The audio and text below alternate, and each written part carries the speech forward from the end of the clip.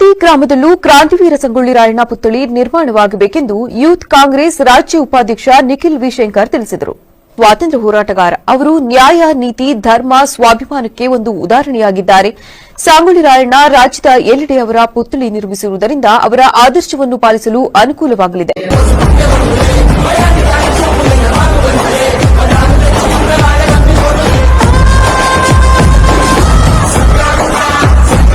ನನ್ನ ಹೆಸರು ಅನಿಲ್ಗೌಡ ಅಂತೇಳಿ, ಯಾದಗಿರಿ ಜಿಲ್ಲಾ ಸುರಪುರ ತಾಲೂಕು, ನಮ್ಮ ಗ್ರಾಮ ಹಸನಾಪುರ.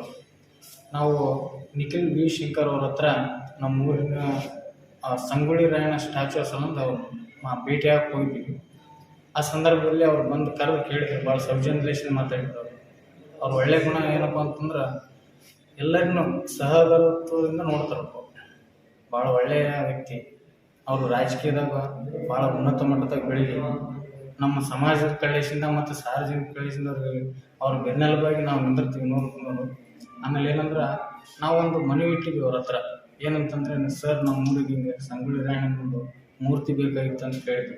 ಹೌದಾ, ಅಷ್ಟೇ ಒಂದೇ ನಿಮಿಷದಾಗ ಸರಿ ಆಯಿತು, ಹೋಗ್ಬೇಕು, ಇವಾಗಾದ್ರೆ ಇವಾಗೇ ತೊಗೊಂಡ್ಬಿಡಿ ಅಂತ ಹೇಳಿ ಮನ್ಸಿಗೆ ಭಾಳ ಖುಷಿ ಆಯ್ತು. ಏನಂತಂದ್ರೆ ಯಾರೋ ಒಬ್ಬರು ವ್ಯಕ್ತಿ ಒಂದು ಏನಾದರೂ ಕೇಳಿದ್ರೆ ನೋಡಮಪ್ಪ ಮಾಡಮಪ್ಪ ಅಂತ ಅಂತಾರೆ ಇವತ್ತಿನ ಕಾಲದಾಗ. ಅಂಥ ಕಾಲದಾಗ ಒಂದೇ ಕ್ಷಣದಾಗ ಈಗ ಆಯ್ತಪ್ಪ ಕೊಡ್ತೀರಿ ಅಂತಂದ್ರಲ್ಲ, ಭಾಳ ಭಾಳ ಖುಷಿಯಾದ ಸಂಗತಿ ಇವತ್ತು ನಮ್ಮ ಸಂಗೊಳ್ಳಿ ರಾಯಣ್ಣನವ್ರ ನಮ್ಮ ಸುರಪುರ ತಾಲೂಕು ಸುಮಾರು ಸಂಗೊಳ್ಳಿ ರಾಯಣ್ಣ ಮೂರ್ತಿಯನ್ನು ಕೊಡಿಸಿದ್ರು.